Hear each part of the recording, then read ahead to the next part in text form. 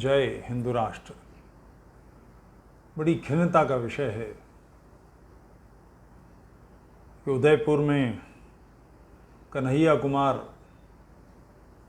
जो पेशे से दर्जी थे, उनकी मोहम्मद और रियाज ने, दो लोगों ने मिलकर हत्या कर दी। ये कोई नई घटना नहीं है। असत्य को, झूठ को छिपाने का एकमात्र तरीका आतंक है। सत्य को आवश्यकता नहीं है। सूर्य निकला है, इसको बताने के लिए हमें कुछ भी करने की आवश्यकता नहीं है, वो स्वयं में प्रमाण है। मगर किसी मिथ्या बात को प्रमाणित न करने के लिए जब हमारे पास दलील नहीं होती, गवाह नहीं होती, तो फिर मनमानी धींगा मुश्ती के अलावा कोई चारा नहीं होता। इस उद्दंडता का, इस धूर्तता का, इस दुष्टता का सिक्का चलाना है तो दूसरे को धमका कर ही चलाया जा सकता है। कन्हैया कुमार जी की हत्या उसी का चरण है। हुआ ये था कि उनके बेटे ने फेसबुक पे कोई पोस्ट नूपुर शर्मा जी के पक्ष में डाली थी। उनको धमकी दी गई। 3 दिन से वो आतंक के साए में जी रहे थे। उन्होंने पुलिस में रिपोर्ट भी की। पुलिस ने कहा सावधान रहो, जैसे कहा जाता है। और उनकी दुकान पर 2 लोग आए मोटरसाइकिल से नाप देने के बहाने, और उन्होंने उनकी हत्या कर दी।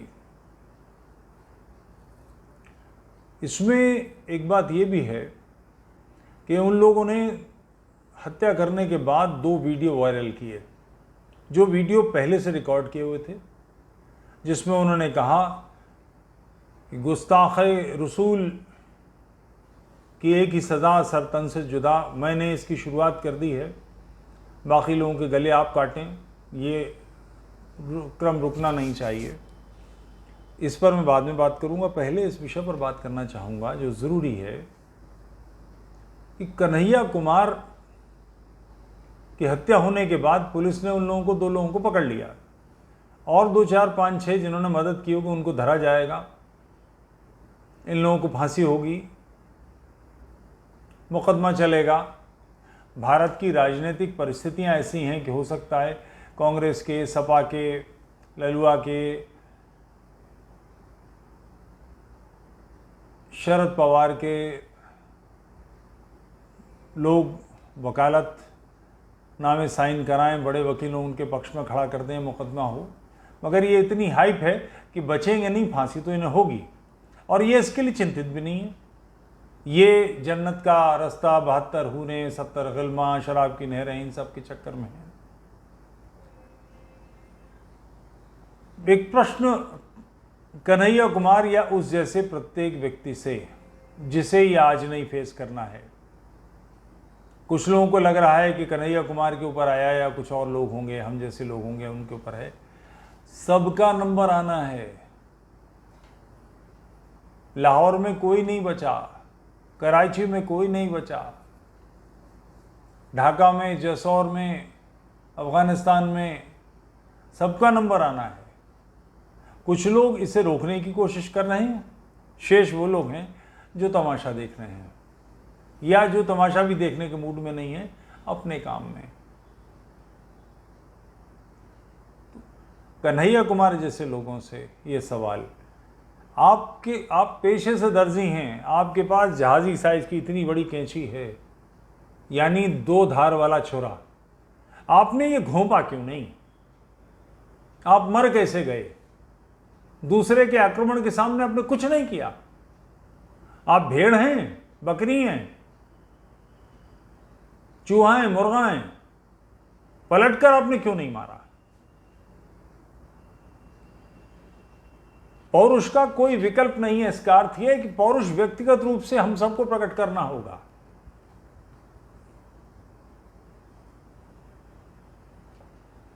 इस बात को हम सब समझ लें तो अच्छा है। दूसरी एक शुभ सूचना, इसके जो इसने वीडियो रिलीज किया है उसमें सेक्टर 11 का जिक्र किया है।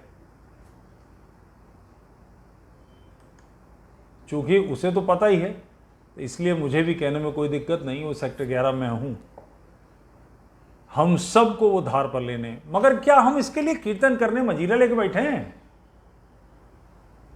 हम भी तो देखें तिलों में कितना तेल है, इनकी भुजाओं में कितनी क्षमता है। इसकी मनस्थिति, इस तैयारी, क्योंकि मैं मर गया, इसके बाद पुलिस उस हत्यारे को पकड़ लेगी, फांसी दे देगी, मगर मैं तो मर गया, मेरी पत्नी तो अनाथ हो गई, मेरा बेटा तो अनाथ हो गया। तो जिस क्षण में ये घटना घटे उस क्षण में इसको रोकने की जिम्मेदारी किसकी है? जाहिर है मेरी। मैं पुलिस को इन्फॉर्म भी कर दूं, प्रशासन से बात भी कर लूं और वो 1-2 पुलिस वालों को बैठा दें मेरे घर पे, ये सहज है। मगर ये अवसर भी तो है जो मुझे मारने आएंगे, इन 2 के टुकड़े कर दूंगा मैं। ये मनस्थिति क्यों नहीं है? महाराणा प्रताप के बारे में हम बात करते हैं, छत्रपति शिवाजी के बारे में बात करते हैं, लोगों की इस बात की शायद जानकारी ना हो। छत्रपति शिवाजी का जो पहली पेंटिंग है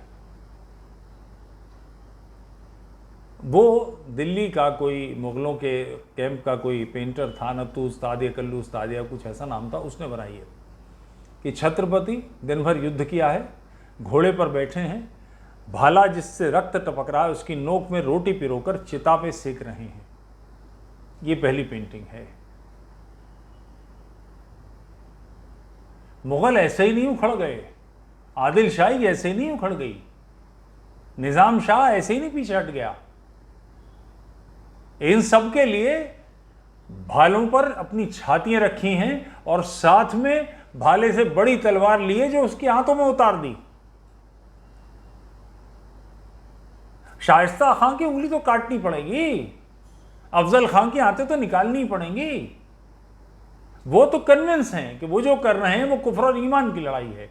वो ईमान के लोग काफिरों को खत्म करेंगे तो काफिर कुछ करेंगे कि नहीं,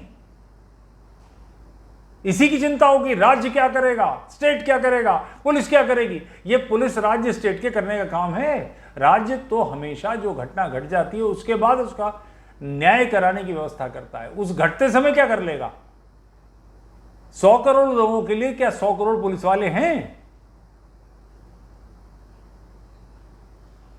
मुझे इतनी सी भी सहानुभूति इन लोगों के साथ नहीं है जो इस समय ये कहते हैं कि हमारी सहायता करो। राष्ट्र सहायता करेगा, उसकी कन्हैया कुमार जी की विधवा के लिए कुछ आर्थिक व्यवस्था की जाएगी, उसके बच्चे की चिंता होगी, वो सब ठीक है। मगर कन्हैया कुमार ने वीरता क्यों नहीं दिखाती? लड़के मरते। 2 लोगों ने प्रयास किया था, ये अकेला आदमी था, मर गया होता। चार जगह कैंची तो घोंपी होती, कोई निहत्ता नहीं बैठा था, खाली हाथ नहीं बैठा था ये आदमी, इसके पास तो शस्त्र था। एक बार में कैंची घुसेड़ देगा, वो जहाजी साइज की कैंची, 14 टांके आएंगे, क्रॉस वुंड लगेगा, ऐसी तैसी हो जाएगी, आंतें बाहर आ जाएंगी। मेमने की तरह गर्दन अपनी थमा दी, दुकान के अंदर कैमरा लगाई, पर्याप्त है। पर कैमरा उस घटना को रिकॉर्ड कर लेगा तो उसमें तो उसे समस्या नहीं, उसने खुद ही वीडियो पहले से बनाकर रखा है। मुझे बिल्कुल अपने परिवार की परवाह नहीं है, वो कहता है, बिल्कुल ठीक बात है, उसका समाज उसकी चिंता करेगा। और कुछ दुष्ट लोग, कुछ वैचारिक नपुंसक कायर इस घटना को अखलाक से जोड़ रहे हैं। बिसाड़ा में अखलाक ने जो नंदी बनने के लिए बछड़ा छोड़ा जाता है उसको हिला रखा था, गुड़ खिलाता था, गुड़ रोटी खिलाता था, वो उसको अंदर बांध लिया और बकरीद के दिन उसकी हत्या कर दी, उसका कत्ल कर दिया। अपनी समझ से उसने कुर्बानी की। न केवल उसकी हत्या की, उसके बाद उसके टुकड़े करके उसको बकरे का मांस बता के हिंदुओं को खिलाया। जब पता लगा तो लोगों ने मारा पीटा। मारने पीट से मतलब जान से मारने के लिए चाकू से, लाठियों से, बल्लमों से गोद कर नहीं मारा, ईंटों पत्थरों से नहीं मारा, थप्पड़ मारे, उसी मर गया। 1.5 हड्डी का था, मुल्ला था वो। 18 लोग उसके वध के आरोप में गिरफ्तार हुए। उसने उत्तर प्रदेश में गौहत्या वर्जित है।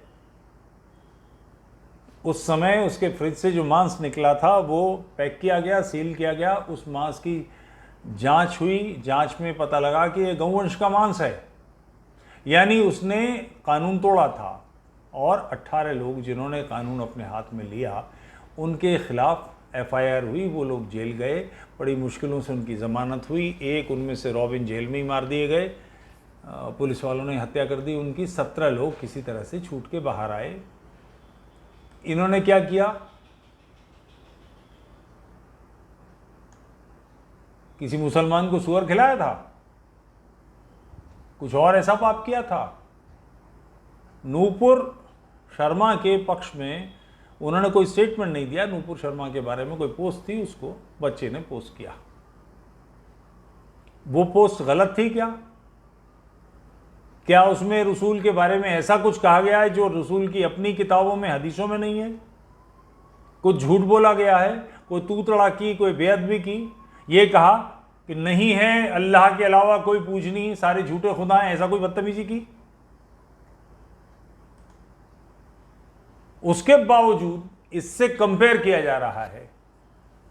ऐसे मोतिया लाहौर में भी थे, सियालकोट में भी थे, कराची में भी थे, हैदराबाद में भी थे। हैदराबाद सिंध वाला हैदराबाद, भारत का नहीं। जैसौर में भी थे, ढाका में भी थे, खुलना में भी थे, चट्टोग्राम में भी थे। नतीजा क्या निकला? जो इसके पक्ष में बोल रहे हैं, कोई वो इस गलतफहमी बना रहे हैं कि उनका नंबर, अगर आज मुझे चुनौती दी जा रही तो कल वो बच जाएंगे, ऐसा नहीं होने वाला है। क्योंकि ये सारे के सारे काफिर हैं। काफिरों को मारने के लिए काम हो रहा है क्या कि बहुत लंबे समय से भारत में पौरुष की जगह भक्तिमार रखा गया है। एक बहुत प्रसिद्ध पद है तुलसीदास जी का, तू दयालु दीनी हो, तू दानी हो भिखारी, हो प्रसिद्ध पात की तू पाप पुण्यहारी। तू दयालु, तू दया करने वाला है, मैं दीन हूं। तू दानी है, मैं भिखारी हूं। ऐसी की तैसी, मैं दीन नहीं हूं, चक्रवर्ती सम्राटों का वंशज हूं, महर्षियों की संतान हूं। एक क्षण के लिए भी मैं दीन नहीं हूं। ये तो चिंतन ही नहीं है भारतीय। हम त्रैतवादी हैं, ईश्वर, प्रकृति, आत्मा तीनों अनादि हैं। ये तो धारणा ही बाहर से आई हुई है, हमारी धारणा नहीं है। हम दीन क्यों होंगे? अगर हम दीन हैं तो हम वीर कैसे बन जाएंगे? अगर हम बकरी हैं तो सिंह नहीं बन सकते। सिंह शावक अगर बकरियों में भी पलेगा तो भी सिंह ही रहेगा। तो ये जो मानसिकता है कि हम चेरी हैं, चेरी छाणनी हो रानी, को न हो हमें कहानी, नहीं, बिल्कुल नहीं। कोई नफ हो, हमें कोई हानि नहीं होगी, ऐसा नहीं है। हम गलत नफ नहीं बनने देंगे। महाभारत का आदेश है, महाभारतकार कहता है यदि राजा प्रजा का रंजन नहीं करता तो प्रजा का धर्म है कि राजा का वध कर दे।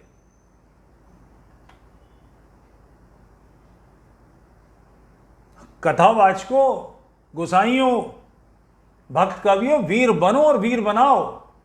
समाज को पौरुष का आह्वान दो। इस समस्या से निपटने का तरीका प्रशासन नहीं है, राज्य नहीं है, पुलिस नहीं है, मिलिट्री नहीं है। इससे हम सबको निपटना है। निपटने के लिए हम पौरुषवान बने, सक्षम बने, तेजस्वी बने। तेजस्विता का प्रकटन लोहे से होता है। आपके पास लोहा, इस समस्या से लोहा लेना है तो लोहा है, सोना बेचो और लोहा खरीदो, तब इस समस्या से निपटोगे। मैं पुलिस में जाकर कह दूं कि उसने सेक्टर 11 कह दिया, फिर क्या होगा? और अगर ऐसे लोग भारत में 50,000 हैं तो क्या 50,000 लोगों के पीछे 4 पुलिस वाले सब सारी भारत में लगाए जा सकते हैं? संभव भी है। किस किस के पीछे लगेंगे? इससे हम ही को निपटना है। तो हम निपटेंगे काहे से? नाखून बढ़ा लेंगे या दांतों से काटेंगे? वो जो धारदार चाकू दिखा रहे हैं कि हमने कुफ्र को मिटा दिया, हमने गुस्ताखे रसूल को सजा दे दी, तो गुस्ताखे इंसानियत को सजा क्या होगी? इसके लिए हम कुछ करेंगे कि नहीं? अगर आप लड़ नहीं सकते तो राष्ट्र बचेगा कैसे? तरीका कौन सा है? और अब प्रश्न, एक गंभीर प्रश्न, इस वीडियो को अधिकतम फैलाइए जिससे ये प्रश्न लोगों तक पहुंचे। अग्निवीर योजना इसी समस्या से निपटने की तरीका नहीं है क्या? हर साल 75,000 से 1 लाख लोग हर साल जो युद्ध करना जानते हैं, जिनके पास शस्त्र है, भारत में फैल रहे हैं। जिनके पास 5 साल बाद 12 लाख रुपए हैं, लड़ना जानते हैं, सिस्टम आता है। इसके अलावा इस समस्या के समाधान का तरीका कौन सा है? जिस समय कांग्रेस की सरकार थी, एक कठपुतली बैठा हुआ था, मनमोहन सिंह, सोनिया गांधी सब चला रही थी।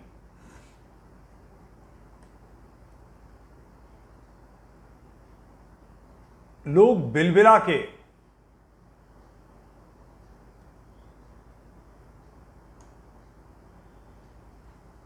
मोदी जी मोदी जी मोदी जी, टोपी की बात हुई थी, जिन्होंने टोपी ने पहनने से इनकार कर दिया था और कहा था कि मैं परंपरा का अपनी पालन करता हूं, सम्मान सबका करता हूं।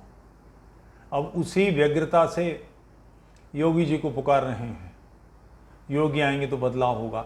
यही तो होगा कि उन लोगों को गिरफ्तार करवा लेंगे योगी जी, उनका मकान तोड़वा देंगे, मगर उसके लिए तो वो पहले तैयार है। वो खुद ही वीडियो बना के, उसने 4 से 10 दिन पहले वीडियो बनाया है कि मैं रिलीज उस दिन करूंगा जिस दिन मैं गुस्ताख रसूल का कत्ल कर दूंगा। यानी कोल्ड ब्लडेड मर्डर है, ये तैयारी की है उसने, जहन बनाया है। मगर ये तो 1500 साल से हो रहा है। काब बिन अशरफ के साथ यही हुआ था, उसने चुनौती दी थी। अस्मा बिनते मरवान के साथ यही हुआ था। हमेशा से आतंक, मोहम्मद की हदीस है कि मैं आतंक से विजयी बनाया गया हूं। लगातार ये होगा तो यही तो कर लेंगे। तो ये तो अब भी हो गया, कांग्रेस की सरकार पकड़ लिए गए, पुलिस कुछ कमजोर कच्चा पक्का केस बना देगी, यही तो होगा। मगर उस व्यक्ति की प्राण की हत्या हो गई।